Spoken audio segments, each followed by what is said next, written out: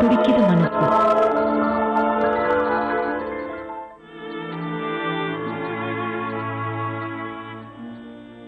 வகுப்பு ஆசிரியரின் தவறான அணுகுமுறையால் அவமானம் தாழாமல் 8ஆம் வகுப்பு மாணவி தேன்மொழி பிப்ரவரி 3வது வாரத்தில் தூக்கில் தொங்கினாள். கலை நிகழ்ச்சிகளிலும் படிப்பிலும் பல பரிசுகள் பெற்று சிறந்து விளங்கிய 8ஆம் வகுப்பு மாணவிக்கு ஏன் இந்த துயரம்?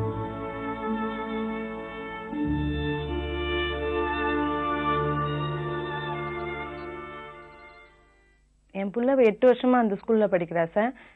சேர்த்து செகண்ட் ஸ்டாண்டர்ட் தான் சேர்த்தது. அதுல இருந்து ஃபர்ஸ்ட் ரேங்க் தான். நல்லா படிக்கிற புள்ள சார். அவ அந்த கிளாஸ் டீச்சர் எல்லாருமே கேட்டு பாருங்க, அவ ரொம்ப நல்லா பிரில்லியண்டான புள்ள. அவ 10 நாளா இந்த அம்மா போட்டதுனால 10 நாளா நான் ஸ்கூலுக்கு அனுப்பாம வச்சிருந்தேன். அவளுக்கு 2 அம்மா போட்டிருக்குன்றதுனால. சரி மிட்டம் வருது, தேர்ட் மிட்டம்ட்டு நான் மண்டே போய் ஸ்கூல்ல போய் சொல்லிட்டு வந்தேன். ஸ்கூல்ல லீவ் சொல்லிட்டு அவ தேர்ட் மிட்டம் வருதுங்க, டைம் டேபிள் கொடுங்க, அவ படிக்கணும்னு சொல்லிட்டு கிளாஸ் டீச்சர் கிட்ட சொல்லிட்டு வந்தேன். அவங்க டைம் டேபிள் வேற ஒரு புள்ள கிட்ட இருந்து வாங்கி கொடுத்தாங்க. நான் எடுத்துட்டு வந்து இவகிட்ட கொடுத்தேன். இவ படிச்சா. First exam Tamil English test first. அந்த தமிழ்ல அவ பிட் அடிச்சான்னு சொல்றாங்க. பிட் அடிச்சா அதனால நாங்க பனிஷ்மெண்ட் கொடுத்தோம். பசங்க, என் பிள்ளை எதுவும் எங்ககிட்ட சொல்லவே இல்லை. பசங்க சொல்லுது இந்த மாதிரி நடந்தது. தேன்மொழியை எக்ஸாம் எழுதும் போது அவ புக்கை பார்த்து எழுதுனான்ட்டு மிஸ் நீ எப்படி புக்கை பார்த்து எழுதலாம், நீ 8 வருஷமா எதுக்கு லீடரா இருக்கிற, சனின்னு சொல்லிட்டு தலையில அடிச்சிருக்காங்க. 1/4 மணி நேரம் முட்டி போட சொல்லியிருக்காங்க. அவ எழுதின பேப்பர்ல பிட்டுன்னு சொல்லி காஃபின்னு சொல்லி எழுதி வாங்கி வச்சுன்னு 1/4 ஹவர் முட்டி போட வச்சுட்டு அதுக்கப்புறமா செகண்ட் பேப்பர் கொடுத்துருக்காங்க இங்கிலீஷ். அதுல சென்டம் எடுத்திருக்கா என் பொண்ணு. நேத்து தான் எனக்கே தெரியும் அந்த மார்க்ல சென்டம் எடுத்திருக்கான்ட்டு. 90க்கு மேல எடுக்கிற புள்ள, இங்கிலீஷ்ல எடுக்கிற புள்ள தமிழ் எப்படி சார் பிட் அடிக்கும்? ஒரு நியாயமே இல்லையா இது கேட்கறதுக்கு? அந்த மிஸ்ஸுக்கு இன்னும் பனிஷ்மெண்ட் கொடுக்காத இருக்காங்க. அவங்க இன்னும் கூட பனிஷ்மெண்ட் கொடுக்கல. 16 நாள் ஆகுது. அந்த மிஸ் வேற இடத்துல வேலை போட்டு கொடுத்துருக்காங்க அவங்களுக்கு டிரான்ஸ்ஃபர் பண்ணி பெரம்பூர்ல. அவன் மனசு ரொம்ப இளங்கின மனசு சார். அம்மா கிட்ட சொல்லிட்டா அம்மா எங்க உடஞ்சிருவாங்களோ, அப்பா உடஞ்சிருவாரோ, நம்ம இந்த மாதிரி பண்ணிட்டாங்களே, ஸ்கூல்ல அவமானப்படுத்திட்டாங்களே, நம்ம எப்படி ஸ்கூல் 10:30 மணிக்கு உக்காந்து மேத்ஸ் எக்ஸாம் எழுதிருக்கிறா. அப்ப கூட அவளுக்கு சாவணும்னு தோணல பாருங்க. 10:30 மணிக்கு உக்காந்து எக்ஸாம் எழுதிருக்கா. எங்க வீட்டு ஹவுஸ் ஓனர் பாத்திருக்காங்க அவளை உக்காந்து எக்ஸாம் ரிவிஷன் பண்ணிட்டு இருக்கா. அதே 11:30க்கு பாத்திருக்காங்க. குழந்தை தொங்கின்னு இருக்கா சார். தூக்கு போடுற வயசா சார் அதுக்கு? முடி போடுற வயசு. பேண்ட் முடி கூட நாங்க தான் சார் போடுவோம் என் பிள்ளைங்களுக்கு. அந்த மாதிரி வளர்த்தேன் சார் நான். என் பிள்ளைக்கு லட்சியமே டாக்டர் ஆகணும், எம்பிபிஎஸ் ஆகணுமா, நான் டாக்டர் ஆகணும், எம்பிபிஎஸ் ஆகணும், ஏழைங்களுக்கு சேவை பண்ணணுமா. நம்மள போல எவ்வளவு பேர் ஏழைங்க இருக்காங்க, எல்லாருக்கும் நான் சேவை பண்ணணும்னு ஒரு லட்சம் சார். என் பிள்ளை உயிரோடு இருந்தா எனக்கு எவ்வளவு நல்லது. இப்ப ஒரு குழந்தை தானே இல்ல, சரி பரவாயில்ல சேர்த்திக்க, இன்னொரு புள்ளைய பாருன்னு சொல்றாங்க ஜனங்க சார். அந்த குழந்தை இல்லாத எங்க குடும்பம் சின்ன பின்னமா ஆயிடுச்சு சார். ஒரு குழந்தை தான் அது பத்தி, ஆனா குடும்பமே ரொம்ப சின்ன பின்னமா ஆயி போச்சு. நாங்க இந்த டீச்சருங்க நான் கண்டிக்க கூடாதுன்னு சொல்ல, கண்டிக்கலாம். எப்படி கண்டிக்கணும்? தேன்மொழி தப்பு பண்ணிட்டாளா தனியா கூப்பிட்டு, ஏமா இந்த மாதிரி நீ அது மாதிரிலாம் பிட்டு எல்லாம் அடிக்க கூடாதுடா, எதுக்காக அடிக்கிற பிட்டு, நீ நல்லா படிக்கிற புள்ள தானே, இந்த மாதிரி செஞ்சுட்ட, சரி விட்டுரு, இன்னொரு வாட்டி அந்த மாதிரி செய்யாத, தனியா கூப்பிட்டு வான் பண்ணோம் சார். அவங்களுக்கு ஸ்டாஃப் ரூம்னு ஒரு ரூம் வச்சுக்கிறாங்களே சார், எல்லா கார்பரேஷன் ஸ்கூல்லயும் சரி, எல்லா மெட்ரிகுலேஷன்லயும் சரி, அவங்களுக்குன்னு டீச்சர்ஸ்க்குன்னு தனியா ஒரு ரூம் வச்சுக்கிறாங்க. அவங்க சாப்பிட்றதுக்கும் அவங்க அரட்டை அடிக்கிறதுக்கும் ஒரு ரூம். அதே மாதிரி பிள்ளைங்களை கண்டிக்கிறதுக்குன்னு ஒரு ரூம் போடணும் சார், கவர்மெண்ட்ல போடணும். போட்டு பிள்ளைங்க ஏதாவது தப்பு பண்ணிச்சா அந்த ரூம்ல 4 பேர் பசங்களுக்கு தெரியாது, அந்த ரூம்ல கூப்பிட்டு இந்த மாதிரி கண்டிக்கணும். மொல்லமாச்சு இந்த மாதிரி தன்மையா சொல்லணும். எல்லா பிள்ளைங்களும் மனசு ஒரே மனசா இருக்காது. ஒவ்வொரு பிள்ளைங்க ஷார்ப்பா இருக்கும், ஒவ்வொரு பிள்ளைங்க சொன்னா கூட அடிச்சா கூட தொடச்சிட்டு போற பிள்ளைங்களும் இருக்குது. ஒவ்வொரு பிள்ளைங்க சின்னதா சொன்னா கூட அது பெரிய விஷயம் நினைச்சுன்னு இந்த மாதிரி உயிர் விடுற பிள்ளைங்களும் இருக்குது. இதே மாதிரி 4 நாளுக்கு டீச்சர் திட்டுறாங்கன்னு உயிரை விட்டுனே இருந்தா பிள்ளைங்க ஸ்கூல்ல மயானம் ஆயிடுமே சார். எதுக்காக நாங்க பள்ளிக்கூடத்துக்கு அனுப்புறோம்? பிள்ளைங்க படிக்கணும், டாக்டர் ஆகணும், வக்கீல் ஆகணும், இன்ஜினியர் ஆகணும் தான் நாங்க அனுப்புறோம். இந்த மாதிரி ஒவ்வொரு டீச்சரும் மத்த மனசு புரிஞ்சுக்காத அந்த குழந்தை மனசு எவ்வளவு வலிச்சு இருக்கிற மாதிரி பேசிருக்கிறாங்க சார். வலிச்சு இருக்கிற மாதிரி 3 வருஷம் எக்ஸாம் எழுத முடியுமா? நான் பாக்குறாத எப்படி எழுதுவேன்றத நான் பாக்குறேன். நீ உன் பேப்பர்ல பிட்டுன்னு இப்ப அந்த பேப்பரை எங்களுக்கு நாங்க கேட்டா கொடுப்பாங்களா சார்? பிட்டுன்னு எழுதின பேப்பரு நாங்க கேட்டா கொடுப்பாங்களா அந்த டீச்சர் எங்களுக்கு? இந்தியன் இன்ஸ்டிடியூட் ஆஃப் ஹியூமன் ரைட்ஸ்னுடைய தமிழ்நாடு பிரிவோட பொறுப்பாளர் பேராசிரியர் ராஜ் வசந்தன் இப்ப நம்ம கிட்ட பேச வந்திருக்கிறாரு. அவரோட இப்ப பேசுவோம். வணக்கம். திவ்யாவுடைய விஷயம் கேள்விப்பட்டீங்க இல்லையா? ஆமாங்க. இந்த மாதிரி ஒரு எக்ஸ்ட்ரீம் ஸ்டெப் எடுக்க என்ன காரணம் நீங்க நினைக்கிறீங்க? திவ்யா மட்டுமல்ல, இதை போன்ற பல மாணவிகள் மாணவர்கள் மர்மமான முறையில் இறந்துடுறாங்க. அது வந்து சூசைட்ங்கிற ஒரு இட்ஸ் டிசைடட் as சூசைட். ஆனா வந்து சூசைடுக்கு என்ன அபேட்மெண்ட் ஆஃப் சூசைட், எது தற்கொலைங்கிறதுக்கு என்ன காரணம் என்னங்கிற டீட்டெயில்ஸுங்கிறது வந்து பல விஷயங்கள்ல வெளியே வர்றதில்ல. அந்த நேரத்துக்கு அது பேப்பர்ல ஒரு செய்தியா வருகிறதே ஒழிய எந்த ஒரு அமைப்புகளும், அரசாங்க அமைப்புகளும், பிரைவேட் என்ஜிஓஸ், அப்புறம் பிரைவேட் இன்ஸ்டிடியூஷன்ஸ் எதுவுமே வந்து அது ஒரு பெரிய விஷயமாக எடுத்து குழந்தைகள், அதாவது சைல்டு அப்படிங்கிறது வந்து பிலோ 18 இயர்ஸ்ங்கிறது சட்டப்பூர்வமாக சொன்னீங்கன்னா பிலோ 18 இயர்ஸ் அவங்களுடைய வெல்ஃபேருக்காகவும் அவங்களுடைய மென்டல் மேக்கப், அவங்க டிப்ரெஷன்லேருந்து அவங்க எப்படி வெளியில் வர்றது, அவங்களுக்கு ரெகுலராக கிளாஸஸ் கண்டக்ட் பண்ணி இந்த மாதிரி சூழ்நிலைகளை தவிர்த்து இந்த மாதிரி டெத் சூசைட்ஸ் அவாய்ட் பண்ணக்கூடிய ஒரு அவேர்னஸ் இல்லாமல் இருக்கிறது காரணம். அதான் மெயின் காரணம். அது இந்த மாதிரி இளம் தலைமுறையினர் ஒரு எக்ஸ்ட்ரீம் ஸ்டெப் எடுக்கிறதுக்கு ஒரு உளவியல் ரீதியா எதுவும் காரணங்கள் இருக்குமா? உளவியல் ரீதியா கண்டிப்பா இருக்கிறது. பட் வந்து நான் என்னுடைய தரப்புல நினைக்கிறது வந்து சிஸ்டம் சரியில்லைங்கிறத நினைக்கிறேன். என்ன system? System, education system.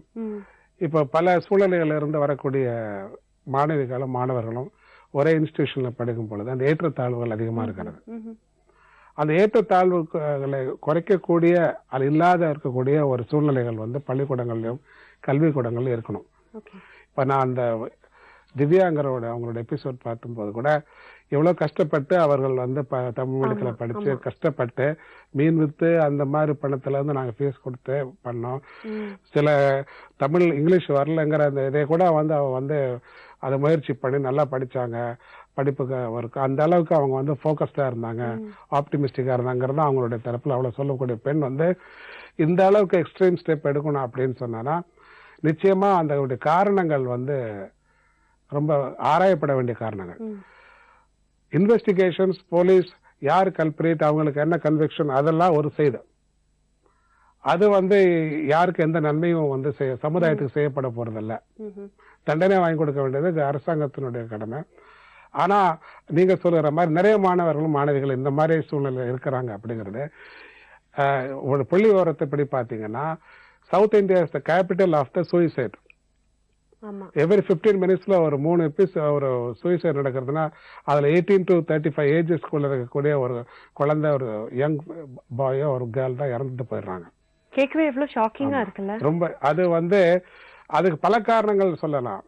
First வந்து வீடு, பெற்றோர்களுடைய அவர்களுடைய பராமரிப்பு, ஒரு மென்டல் மேக்கப், அல்லது ஆரம்பத்துல இருந்து ஒரு குழந்தை வந்து ஒரு இங்கிலீஷ் மீடியம் இல்லாத ஒரு பள்ளிக்கூடத்தில் படிக்கிறதோ, அதுக்கப்புறம் சரியான ஒரு வளர்ப்பு இல்லாதது, திடீர்னு ஒரு கல்லூரிக்கு வரும் பொழுது தாழ்வு மனப்பானம் வந்துடுது. நானே ஒரு கல்லூரியில் 2 வருடங்கள் வேலை பார்க்கக்கூடிய வாய்ப்பு கிடைத்தது எனக்கு. அப்ப நான் கண்கூடா பார்த்த அந்த ஏழை மாணவர்களும் அந்த குறிப்பாக பிற்பட்ட சமுதாயம் எஸ்சி எஸ்டி அவர்களுக்கு வரக்கூடிய கல்வி தொகையை கூட அவர்களுக்கு கவர்மெண்ட் கொடுக்குற ஊக்கத்தொகை கூட அந்த மேனேஜ்மெண்ட் இன்ஸ்டிடியூஷன்ஸ் சரியா அவங்க கைக்கு போய் சேர்றதில்லை. அதை கூட பிடிச்சு வச்சுட்டு இருப்பாங்க. அந்த மாதிரி பல விஷயங்கள் அவங்க டிப்ரெஷன் வர்றதுக்கோ ஏமாற்றம் வர்றதுக்கோ, நம்ம ஏன்டா இப்படி இந்த மாதிரி ஒரு சூழ்நிலை பிறந்தோம், நம்ம ஏன் நமக்கு அந்த வாழ்க்கையில ஒரு சமத்துவம் கிடைக்கலையாங்கிறது வந்து அவர்களுடைய ஆதகம். அதற்கு சட்டத்தினாலேயும் இந்த இன்னைக்குள்ள ஒரு சூழ்நிலை இன்னும் அதுக்கு ஒரு தீர்வு கிடைக்கல. எங்களுடைய ஏக்கமே வந்து இன்ஸ்டிடியூஷன் ஆஃப் ஹியூமன் ரைட்ஸ், டெல்லியோட இன்ஸ்டிடியூஷன், எங்களுடைய ஏக்கமே வந்து ஒரு மனிதனோட தன்னுடைய லைஃபை வந்து டிக்னிட்டியோட வாழணும். அவங்களுடைய nobody has a right to take anybody's life, அவங்க தே ஆர் ஈக்குவல் அப்படிங்கிறது ஈக்குவாலிட்டிங்கிறது இல்லாதனாலதான் இந்த மாதிரி டிப்ரெஷன் வருது.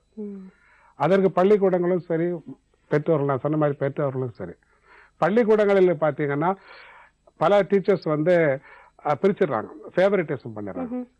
வரும் பொழுதே ஓகே இந்த பையன் கொஞ்சம் வசதியான பையன் அல்ல இந்த குழந்தை கொஞ்சம் வசதியான பொண்ணு, ஓகே இவங்கள்ட்ட கொஞ்சம் அந்த ஃபேவரட்டிசம் வந்துடுது. அந்த ஜாதி மதம் எல்லாமே தான் வந்து அதுக்கு ஃபேவரட்டிஸ்க்கு காரணம். இதெல்லாம் இல்லாத செக்குலர் சொசைட்டின்னு சொன்னா கூட பிராக்டிக்கலா செக்குலரே கிடையாது. அந்த மாதிரி சூழ்நிலையெல்லாம் மாறினாதான் இந்த டிப்ரெஷன் போறதுக்குரிய வாய்ப்பு இருக்கு. ரெண்டாவது வந்து சோதனை செஞ்சு அந்த லேடி கேர்ளை வந்து பண்ணாங்க அப்படிங்கிறப்போ சோதனை வந்து ரொம்ப அநாகரிகமான முறையில் பண்ணிருப்பாங்கிறதாக நான் நினைக்கிற ஒரு விஷயம். பிகாஸ் எந்த குழந்தையும் நல்லா படிச்சு காலேஜ் லெவல்ல வந்த பிறகு சூசைட் பண்ணணுங்கிற அளவுக்கு எக்ஸ்ட்ரீம் ஸ்டெப் போறது வந்து அதுக்கு தனியாக ஒரு கமிஷன் வச்சு, அதுக்கு தனியாக ஒரு இன்வெஸ்டிகேஷன் அத்தாரிட்டி வச்சு, எதனால இந்த மாதிரி பண்ணப்படுறாங்கிறதாக ஒரு அமைப்பு, ஒரு கமிஷன், விமன் கமிஷன் பண்ணி அந்த மாதிரி பண்ணிட்டு செய்யணுங்கிறது அவசியமான ஒரு சூழ்நிலை. It's not being ton. Nobody is taking the seriously about all these things. Nobody. இந்த மாதிரி இப்போ திவ்யாக்கு நடந்த மாதிரி ஃபியூச்சர்ல நடக்காம இருக்கிறதுக்கு என்ன பண்ணலாம்? ஒரு சூசைட் ஒன்று நடந்தது. இதே மாதிரி ஒரு கேர்ள் சூசைட் பண்ணாங்க. அந்த பொண்ணு சூசைட் பண்ண காரணம் என்ன தெரியுங்களா உங்களுக்கு? எதுவுமே இல்லை. என்ன விஷயம் அப்படின்னா, ஜாதி சான்றிதழ் கொடுக்கணும். ஜாதி சான்றிதழ் அவங்க அட்மிஷன் டைம்ல கொடுத்துருக்காங்க. ஏதோ ஒரு கம்யூனிட்டி போட்டு கொடுத்துருக்காங்க. அதுக்கு ஐ மீன் சொல்லியிருக்காங்க, என்ட்ரி போட்டிருக்காங்க இதுல. அப்போ வந்து 10th +2 ஏதோ டைம்ல வந்து அது சர்டிபிகேட் கேட்கறாங்க. அவங்க அப்பா அலைஞ்சு பாக்குற சர்டிபிகேட் வாங்க முடியல. ஏதோ சூழ்நிலை தாலுகா ஆஃபீஸ்ல போய் இங்க போற வாங்க முடியல. இதே ஒரு பிரச்சனை ஆகி திருப்பி வீட்டுல பேசி அந்த பொண்ணு, சின்ன பொண்ணு, சரி இதெல்லாம் ஒரு பிரச்சனைனா என்னால படிக்க முடியாது, அப்பா இவ்வளவு கஷ்டப்படுறாரு சொல்லி சூசைட் பண்ணிச்சு, தற்கொலை பண்ணிச்சுங்க. the system is very wrong. Teacher இந்த தப்பு பண்ணல, இந்த பொண்ணும் எந்த தப்பு பண்ணல, அப்பாவும் எந்த தப்பு பண்ணல. System is wrong. This is very alarming situation. திருப்பி நீங்க என்ன கேட்டீங்க, என்ன ஃபியூச்சருக்கு என்ன பண்ணலாம் அப்படிங்கிற சிஸ்டம் கரெக்ட் பண்ணணுங்க. சிஸ்டம் கரெக்ட் பண்ணணும். அன்னைக்கு கூட கமிஷனர் சொன்னாரு, கார்பரல் பனிஷ்மெண்ட் கிடையாது. எந்த இடத்துல நம்ம கரெக்ட் பண்ண ஆரம்பிக்கணும்? யார் கரெக்ட் பண்ணணும்? பெற்றோர்கள் பள்ளிக்கூடங்களுக்கு அனுப்பும் பொழுது அந்த குழந்தை ஒழுங்கா பள்ளிக்கூடத்துக்கு போறாங்களா, எவ்ரிடே ரிப்போர்ட் அவங்க தெரிஞ்சுக்கணும். அது குழந்தை வந்த பிறகு, ஸ்கூல் காலேஜுக்கு வந்த பிறகு எப்படி நடந்துக்கிறாங்க, லெஷர் டைம் என்ன பண்றாங்க, காலேஜ் எத்தனை அவர் ஃப்ரீ விட்டாங்க, சும்மா கேட்கலாமே. 2 டீச்சர்ஸ் எல்லாம் வந்தாங்களா, ஃப்ரீ விட்டாங்களா. பொதுவாக பொம்பளை பிள்ளைங்க நல்லா சொல்லுவாங்க, அம்மா அப்பாட்ட நல்லா பேசுவாங்க, ரைட்டா எல்லாம் இருந்துச்சுமா அப்படி இப்படின்னு சொல்லுவாங்க. பசங்க ஃபாலோவா பேசிக்கிறது இல்லை.